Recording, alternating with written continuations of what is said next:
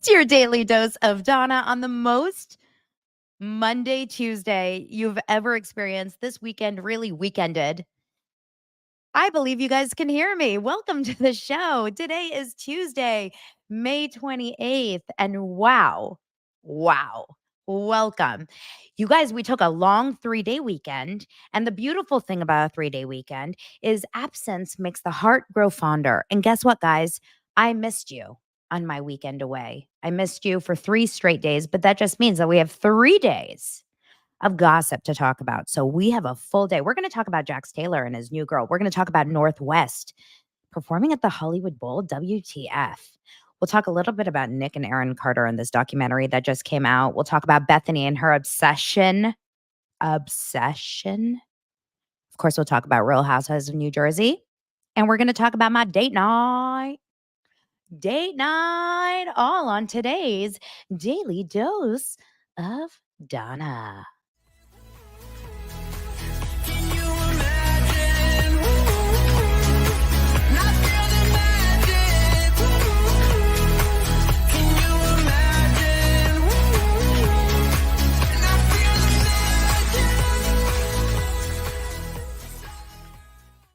So I had a really fun weekend, but I don't know if it was as fun as Jax Taylor. We'll get into that in just a bit. We have a bunch of things to talk about. Random little tidbits. How was your weekend? Oh my gosh, you guys, I had such a fun weekend. But I can't tell you how exhausted I am. Friday, we started with our happy hour Zoom with my Patreon peeps. Loved hanging out with you guys. We did a live taste test for Loverboy and Spritz. And then I ended up posting it on TikTok. Like I reshot it, posted on TikTok. And I got killed because apparently you're not allowed to do a taste test if it's 1 spritz and 1 hard tea. The Loverboy is a hard tea, and that's all I could find. And like you guys, I looked everywhere here in Los Angeles. I went to Whole Foods, I went to Bevmo. I even spent some time over the weekend, like at Target. I was looking everywhere. I could not find any other flavors of Loverboy anywhere. So like I think Kyle's company is tanking because there's nowhere to buy Loverboy. Like the only flavors they have are those hard peach teas, and they're not very good. Not very good. So we did that on Friday. I hung out with you guys. We had so much fun. And then Lance and I went on our date night. We went on our anniversary date night on at a restaurant called Hillstones in Santa Monica. Really fun. We had a great dinner. We had martinis, we had steak, ribs, deviled eggs, all the things, sushi. And then on Saturday, we threw my 8-year-old the party of his life. And if you're a mom out there, dad out there, you would understand how difficult this is. 8 boys came over to his house, our house, swam in the pool, then got out of the pool, got changed into like regular clothes, ate dinner, watched a movie. We set up an outdoor projector in our backyard, watched a movie, s'mores, popcorn, all the snacks. And then they camped out in our backyard in an 8-person tent. Exhausted, did not sleep. And then we went to a Memorial Day barbecue on Sunday and a Memorial Day barbecue yesterday on Monday at my sister's. And it was so much fun, but I am literally hanging by a thread. You know, I always ask you guys, like, are you a social person? Are you an introverted person? And I realize, like, I am really social, but if I go through an entire weekend that I socialize and I don't have any downtime to just chill, I feel like I need to be recharged immediately. Like, I need to plug myself in and charge myself back up. So I actually do crave some alone time. I do. I feel like I need a little bit of alone time, but it was really fun to get together with friends and see people and chat all kinds of things. And now I'm here with you. This is my favorite. What is it? What is the word for the person that enjoys talking to dosers? I'm a dosavert. Doservert. That's who I am. I'm not an introvert, extrovert. I'm a doservert. So thank you, dosers, for being here. Okay. We are going to get into all our stories, but I want to tell you guys about a sponsor for this podcast who I am so excited about because I have actually been trying their products. And let me tell you, if you are on a protein kick, okay, in this world that we're in right now, there's always these trends like with food and stuff. And this is like a for real. I really want to tell you, like, this is like, I'm not joking. This is coming from my heart about this company, Just Meats. So they actually reached out to me because they wanted to send me a box to try. And as someone who tries to incorporate more protein in our diet because we work out, we lift weights, and we just know that a higher protein diet is actually really good for, muscle gain and lean, whatever. Just looking better and feeling better in your body, energy, etc. So we got a box and I filmed something. I'll post it later. But we got a box of these 6 different kinds of just meats. Now, the difference with this is it's not like Butcher Box where it sends it to you raw, which I use too. I use Butcher Box, I use Good Chop, I use all these.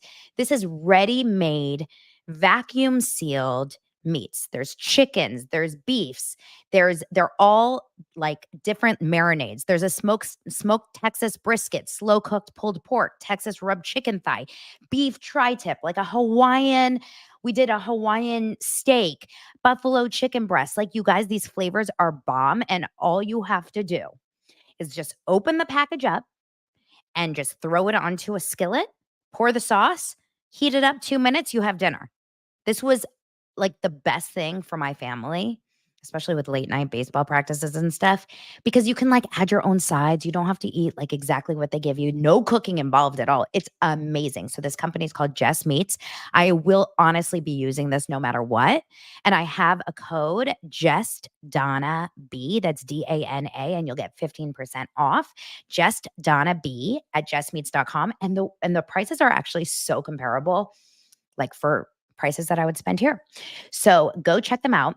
Now let's start talking to about like what's going on this weekend. Now, I have a bunch of different random stories that I wanted to kind of hit on. Okay. So let's start with Jax Taylor. Jax Taylor has been seen out and about with a new girl, and her name is Paige Woolen. It's really hard to say that. Paige Woolen. Now, Paige Woolen, funnily, is that a word?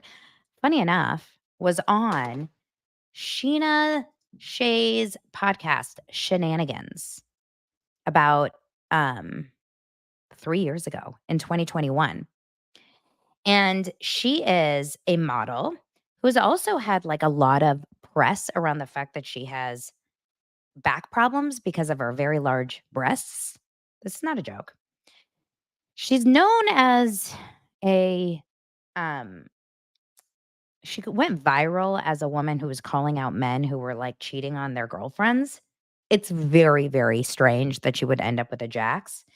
But she was out with Jax this weekend. They were out at night at a couple bars. They went to Jax's. They were during the day at Jeremy Maddox, that's Ariana's brother's birthday party. They were hanging out.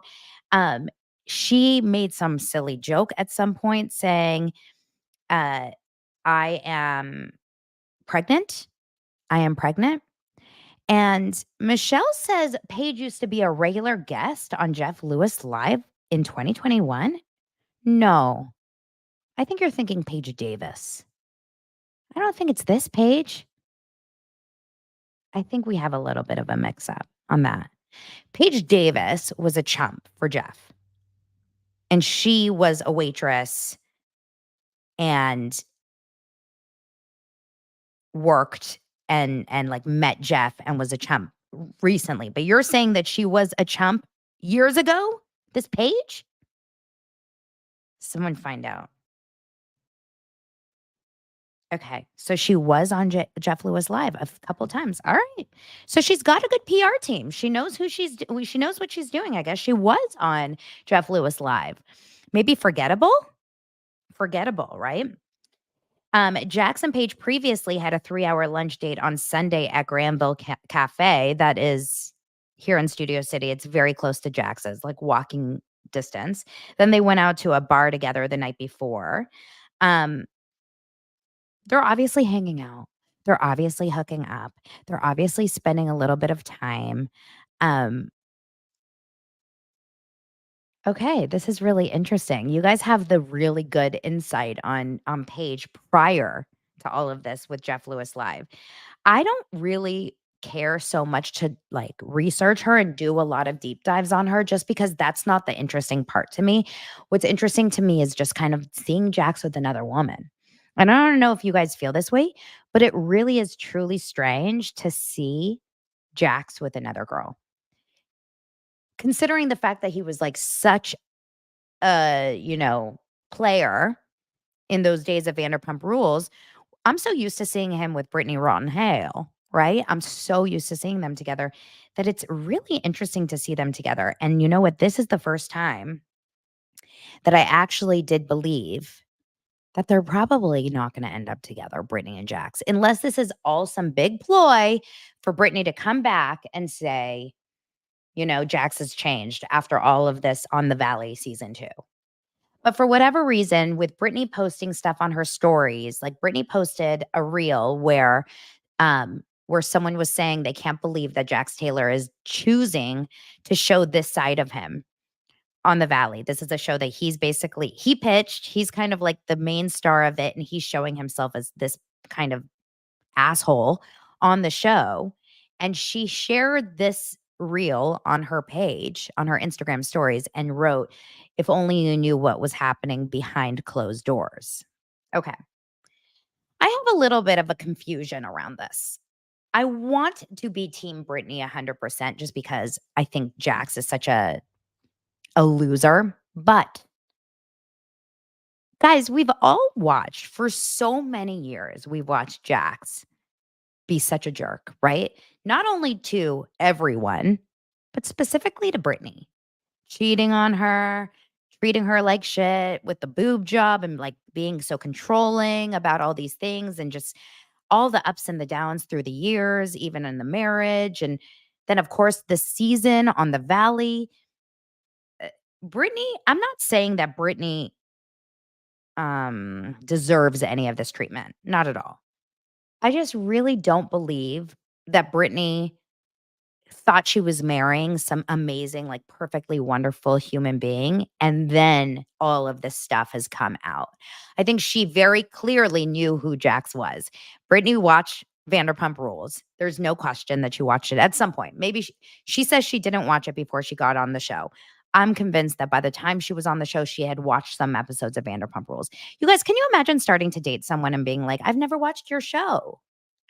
Can you imagine like Victoria, Sandoval's girlfriend, apparently has never watched Vanderpump Rules.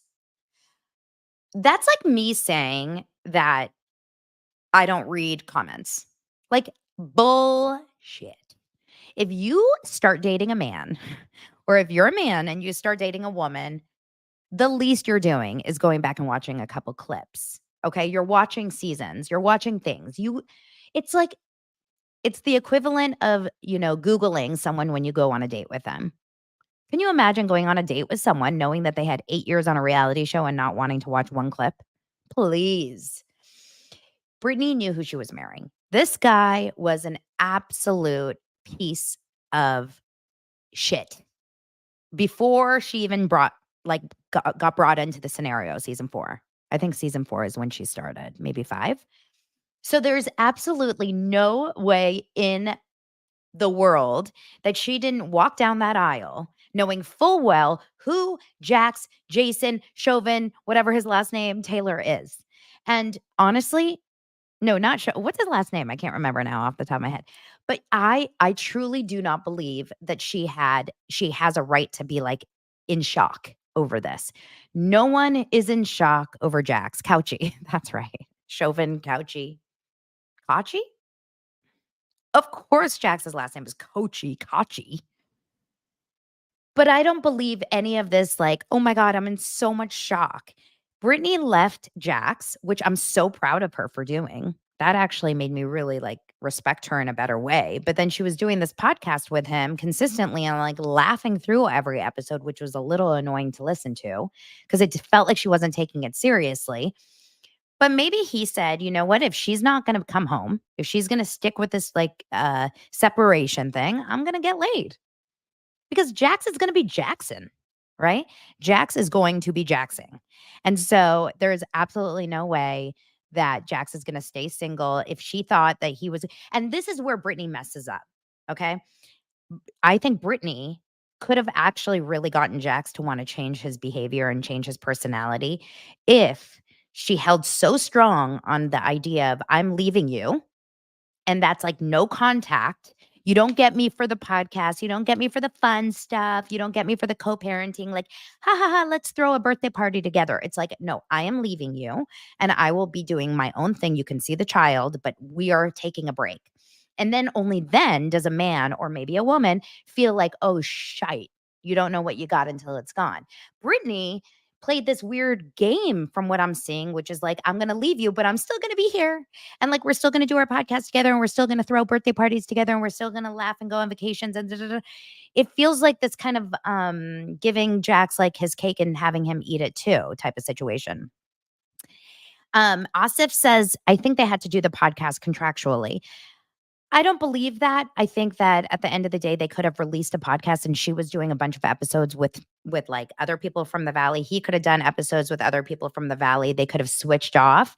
I don't think they had to do it together. But even if they had to do it together, wouldn't it have made more sense to talk about like making like some marriage counseling maybe on the show or like dealing with their issues rather than being like, let's talk about this week on the Valley. It feels like, wait, what? I thought you just moved out of your husband's your shared home with your husband. I thought you just moved out. Why are we laughing together on a podcast? It's wild. So, I don't personally believe that she was really holding strong in this idea of like, I am like, you will be alone without me. And so, what would kill me more than anything is after all of this, that Brittany takes him back. Seeing your husband who is separated, hooking up with another girl, out and about at bars, at your bar, the bar you and your husband own or share. I believe Brittany's part of Jax's, no?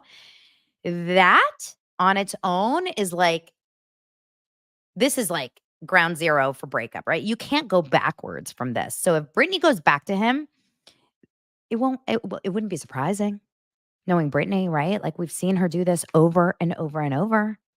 So it wouldn't be surprising, but it does make me question everything. It really does. It really does. And that's why I'm saying like I don't really give a crap about this Page girl and I'll look into her to see if she sticks around, but I think she's probably one of the next 30 that he's going to be hooking up with, right? He's not scared of her leaving him. And even if he is scared, it's like I think he's okay with it. I think at this point he's like kind of okay with her leaving him. Do you get the feeling when you watch okay, you know how when you're supposed to like when a couple goes through a big breakup and one person messes up, you know usually when that person truly feels remorse. And that's I think what everyone was just desperately trying to get out of Scandival this entire season is like show remorse. Like let's see some real remorse. And that's not like, "Oh, I'm sorry." It's like I will do everything in my power to show you how sorry I am. I will do everything in my power to show you that I am a warrior for this relationship, that I will work my ass off to get you to come back. I will do everything I need to do to show you how important you are to me and how important this marriage is to me. And even when they first broke up and Brittany said, Jax knows what he has to do. And I think Lego, Zach was on a podcast and he was like, Zach, no, I can't even say any of the words. Lego, Zach was on a podcast and he said, Jax knows exactly what he has to do. Everyone says Jax knows what he has to do. And Jax, meanwhile, is like, yeah, kind of don't feel like doing that. I just feel like that's not going to work. And the last episode that I heard of When Reality Hits, which is their podcast, which was 2 weeks ago, I believe, the one that they were on together. Maybe they have a more recent one, but the one that they were on together a couple weeks ago, he was talking, they were recapping the show, and she was like, "Jax, you have to say something about making it sound like I have a drinking problem." And he's like, "Okay, fine. Okay, yeah, sure. Yeah, okay. No big deal. It's all good." He doesn't care about her. He doesn't care about her. Anyway, um, hopefully, according to Sheena, Brittany has not thrown up once since she got rid of Jax. And if that's the case, then great. Like, they're not good together. Just because you're supposed to be together or just because you're married does not mean that you're supposed to be together. Like, I think actually divorce is a positive thing for certain couples. I'm just curious what Brittany's life would be like without Jax. Um, okay, let's move on to some other stories. Have you heard about this Northwest performance? So, Lion King did a live performance at the Hollywood Bowl, and they do this every few years. They do, or every summer, I feel like they do like a new musical situation. And Northwest was Simba. And she made her acting debut at the Lion King's 30th anniversary concert in Los Angeles. Okay. First of all, I want to say a couple things. The Hollywood Bowl is massive. I'm sure you guys have all heard of the Hollywood Bowl. It's the best, most beautiful concert venue, like one of the most amazing, iconic concert venues I think I've ever been to. You're outside, you're amongst like the stars, the mountains of Hollywood. Like, it's just cool. It's a cool, cool spot. It's a very much like an amphitheater type of situation. To perform at the Hollywood Bowl takes such talent and such power and such amazing, like, to play the role of a young Simba.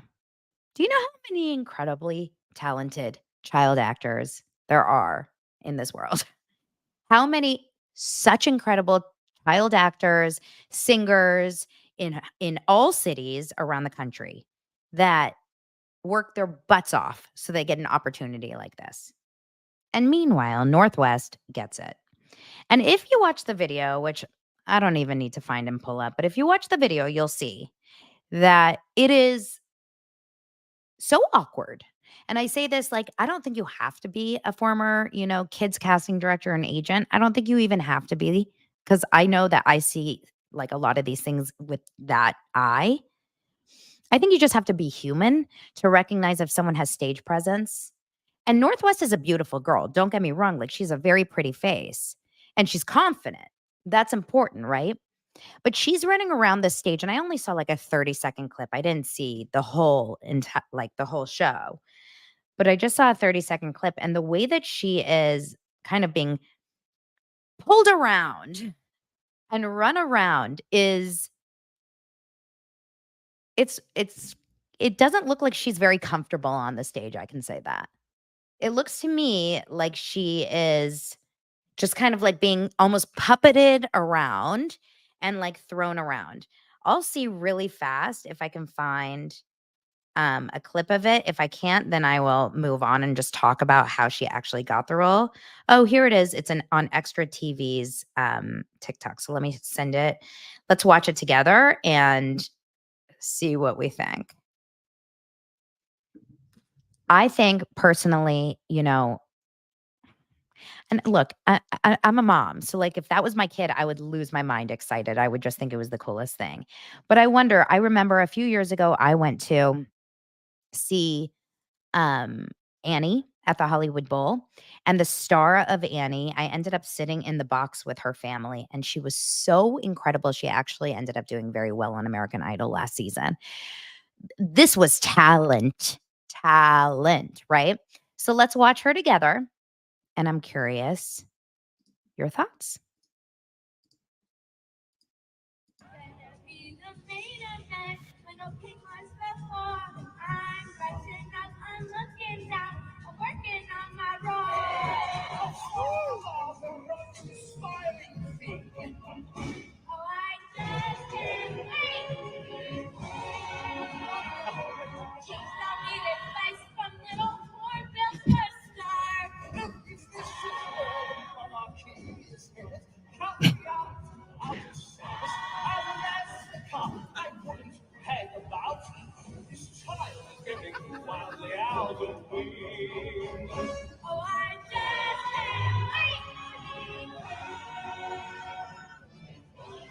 almost it's almost over.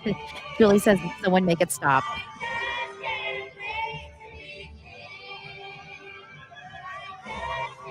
This is the big finale, guys.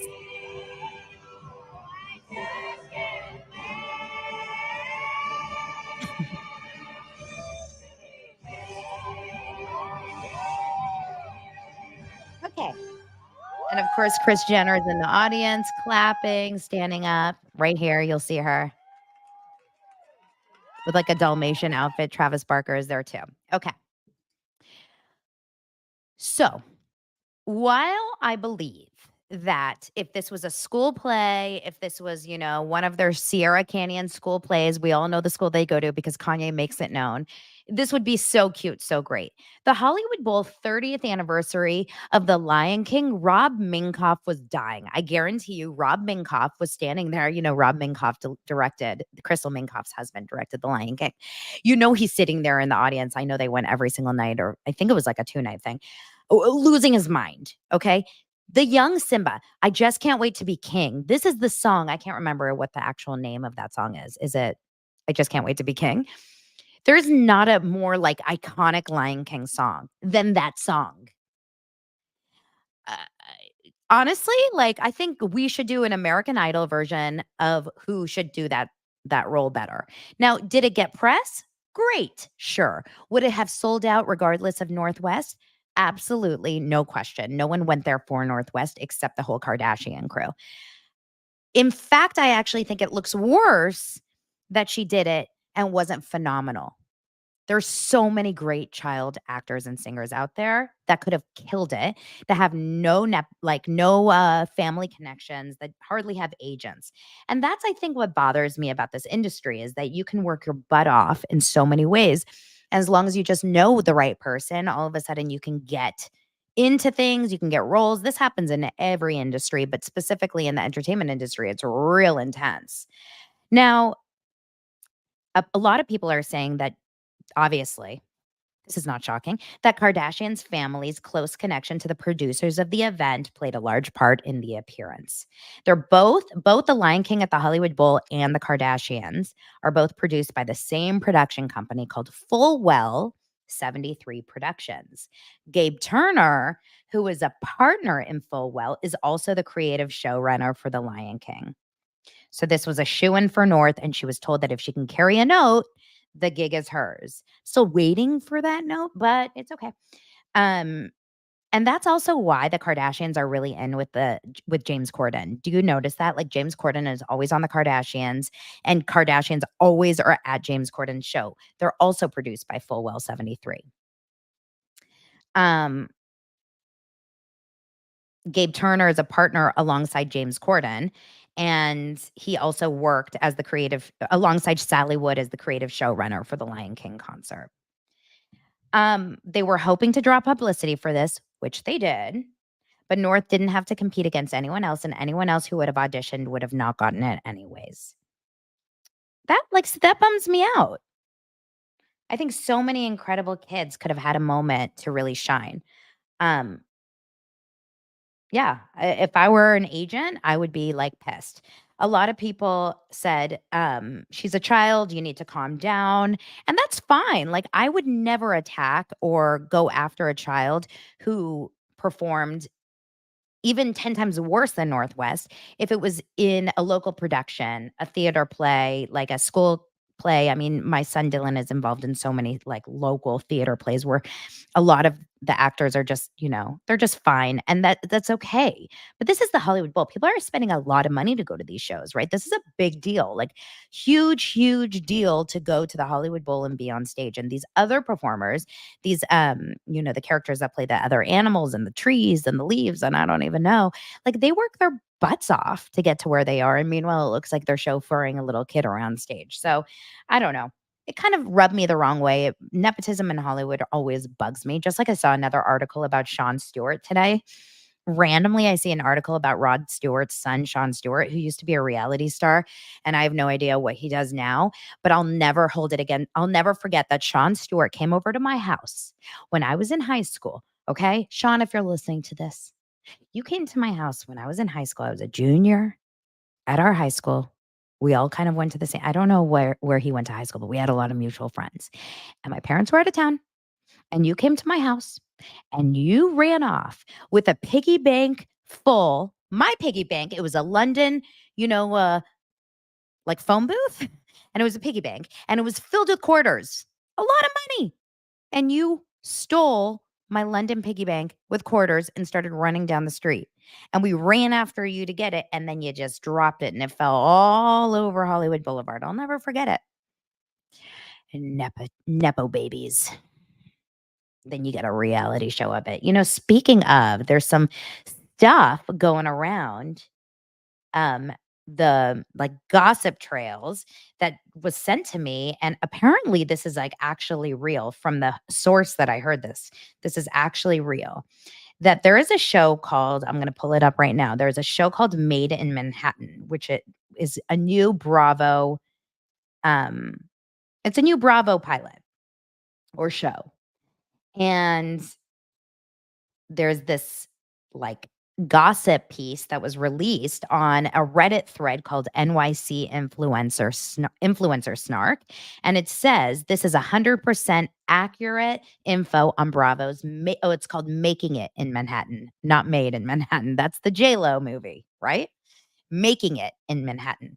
So this is what this article says, or this piece of gossip says. It says, okay, here is the actual tea on the Making It in Manhattan show. I share a close friend with one of the cast members, and one of them was complaining in the Hamptons this weekend. It is 100% going to air, but the people who signed to do it were Brooks Marks, Meredith Marks' son, Riley Burris, that's Candy's, Amira Despain, I don't know who that is, Ming Lee Simmons, which is Kimora and Russell's child, Julia Moshe, Andrew Warren, Ava Dash, Charlie Zakor. I don't know a lot of these names. Danielle Naftali and Dylan Gake. Gake? Geick. And then it says, I heard potentially Connor Kennedy was the only person still considering. It was described to me as Whitney Port's show, The City, some sort of tie with some new talent company Andrew is launching with one of the big modeling agencies, and all of the above are signed with it as talent. Now for the drama. The producer tried to sneak Gia Giudice, I never know how to say her last name, and Ariana Bierman into the cast, with filming starting in a few weeks.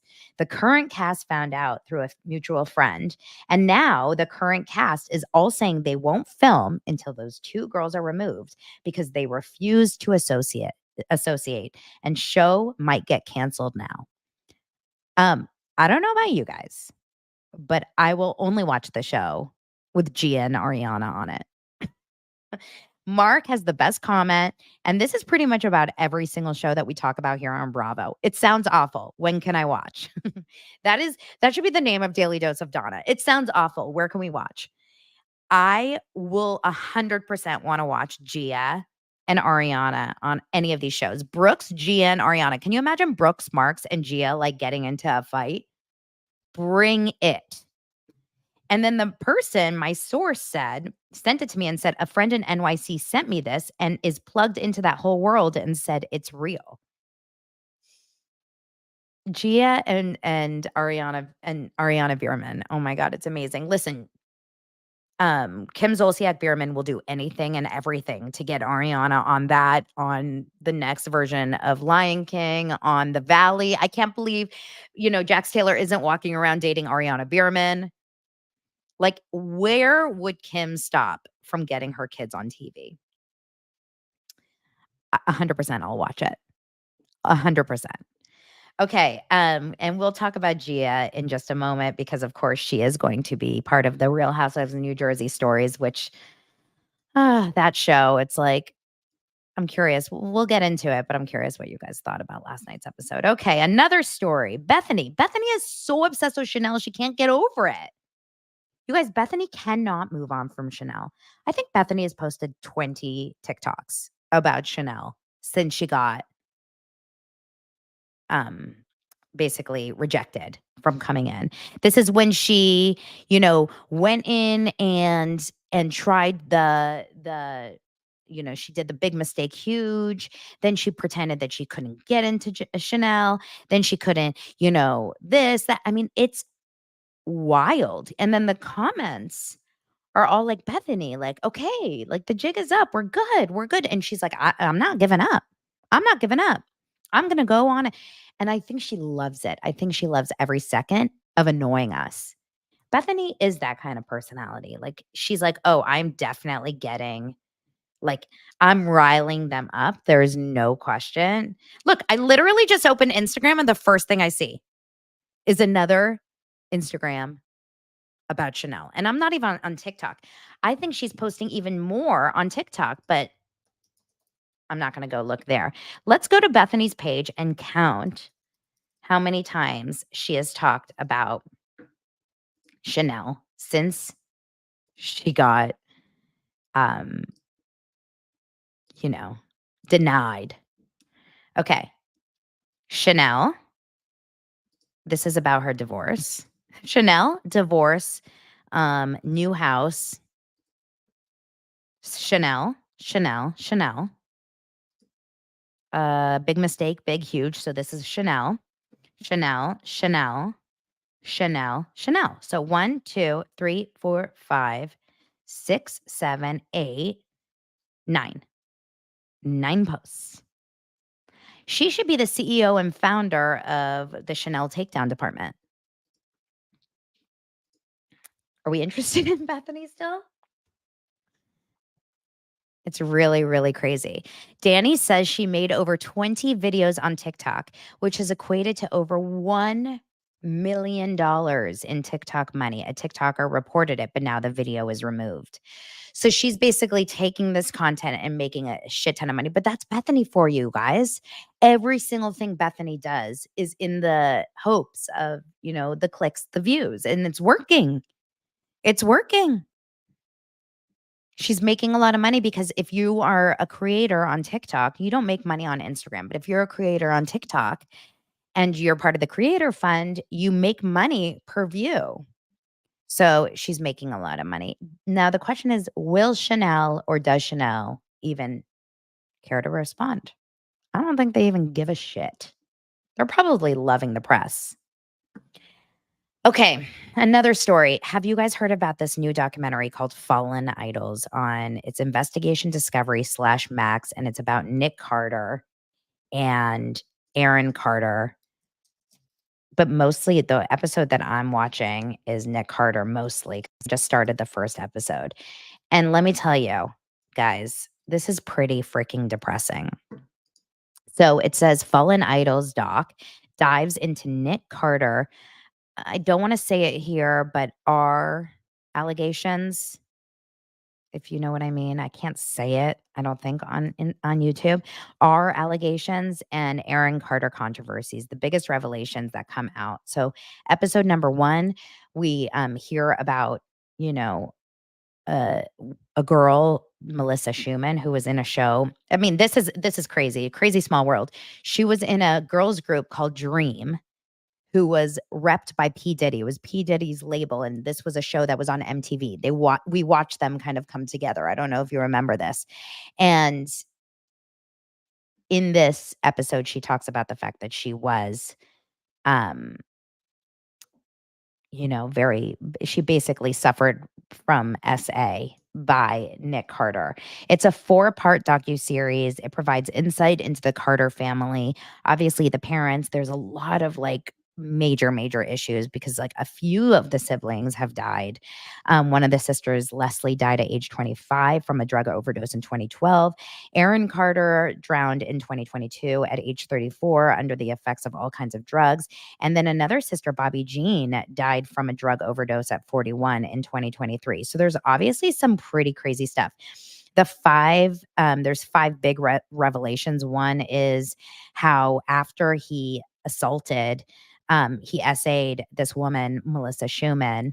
He texted her and told her, she said she didn't want to do it. She didn't want to do it, and he did it anyway. And then the next day, he texted her and said, you made me do it.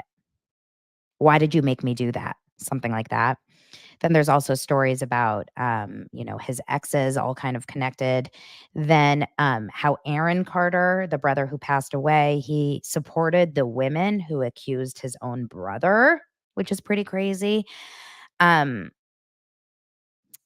it's not looking good for Nick Carter. And it sucks actually, because for anyone that is a Backstreet Boys fan, like Nick Carter was kind of he's like the Justin Timberlake of Backstreet Boys in the sense like he's like the leading man. He's one of the main, I think, heartthrobs of them. So I'm not a big Backstreet Boys fan. I never really was. I was always an NSYNC person, but I wonder if you're a super fan of Backstreet Boys, does this affect you? Does this change anything about what you're thinking? Um, Wow, this comment from Asif says, "I will never forget watching the Carter show." Yes, they used to have a reality show. I remember feeling like it like made you feel dirty. I'll never forget watching the Carter show, and one of the sisters said she didn't know you're supposed to brush your teeth every day. Uh, what would you guys do if I was like, "You are?" That is unreal. Unreal. Oh my god, but it's just sad. It's just sad, and these are the kinds of things like this investigation Discovery/Max, like, they do all these, really kind of dark documentaries. They did one on Kevin Spacey, they did The Quiet on Set, and then, of course, this, like, you can't watch them if you're trying to keep, like, in a happy mood. It's very depressing, it's very dark, and, it takes a lot of guts for these women to come out, women and men to come out against these people that treat them wrong. So good on them, and I worry about everyone else involved. Okay. So, final story, Real Houses of New Jersey was on Sunday night. Did you guys watch it? Now, a lot of your comments are kind of agreeing with me. It is boring. Like, I watched it last night. I'm bored. Now, the only story I really care about are the family stories. I know that you guys think this is insane. Some of you guys don't agree. Show me Teresa and her daughters. Show me Melissa and Joe dropping off Antonia at college. Like, show me Frank Jr. Show me, like, those are the stories I want to see. I am not interested in the stories on the alliances. And let me tell you, basically this season so far, all we're seeing is like the shifting of alliances. How Jen Fessler was supposed to be on kind of on Rachel and Marge's side, meaning hate Teresa. But Jen Fessler's like, I don't play that game. I'm not your soldier. She said that in the last episode. So now she's basically befriending Teresa in a very casual way, not like besties, but she's saying, I won't just be on your side just to be on your side.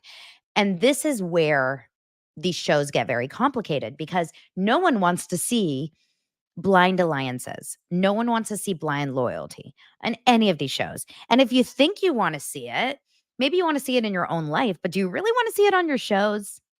Do you really want to see a show where one person will never go against the other person? Like, I am obsessed with Sutton and Garcelle's friendship on Beverly Hills. Obsessed. But would that be not the most interesting thing if like Garcelle and Sutton had a huge falling out and da da da da? What would suck is if Sutton or Garcelle did something awful to the other and the other one was like, I'm still going to be your friend because we said we were going to be friends on this show. So I personally enjoy when there's like shifting of alliances. And I think, as everyone should, is like you should be a free thinker and you should think for yourself. And if Jen Fessler feels like Rachel's being a little bit, because in my opinion, I think Rachel Fuda is being a little bit too possessive over her friends, basically saying you are not allowed to speak to these people if if you're my friend. I don't like that kind of energy at all. It's one thing if like Teresa injured Rachel's daughter or something, but this is just like she's just starting rumors. This is what these shows are. Now, Josh brings up a really good point, which a lot of people have said recently, which is like, I don't understand why production is trying to force Tom and Ariana to film together, but they don't care if Teresa and Melissa don't film together. Here's my thought about this. They have tried so hard for 8 seasons, 10 seasons, I don't even know, to get Teresa and Melissa to be, you know, copacetic. It doesn't work. And it's so toxic and it's so dark And they didn't wanna lose either of them because I think Bravo's smart enough to know that if they lose Melissa, they're gonna lose a huge portion of their audience that will literally boycott the show because the fandom is so strong when it comes to Teresa Melissa fans. And if they lose Teresa, they will 100% lose a lot of, you know well, they'll lose a lot of star power on the show. Teresa is a star on that show, love her or hate her. Teresa and her lips. This season, it's Teresa and her lips. We got to see a doggy fashion show, which is wild to me, and I almost felt like it was a fever dream. I had a little daytime rosé yesterday, and then I was watching at night, and now I'm wondering, was it real or did I make it up? I was laying in bed eating See's candies, watching a fashion show of dogs. It was wild, wild. I love how Dolores is like, "I had 30 dogs to choose from, but I chose this one." We saw a lot of we saw the whole baseball game, and I love that baseball game. Wouldn't you wanna go to that baseball game? Like, if you guys are Jersey locals, do you go, and how much does it cost you to go? And would you rather go to a baseball game with the Housewives or the Hollywood Bowl to see Northwest perform is my question for you. Um, I think that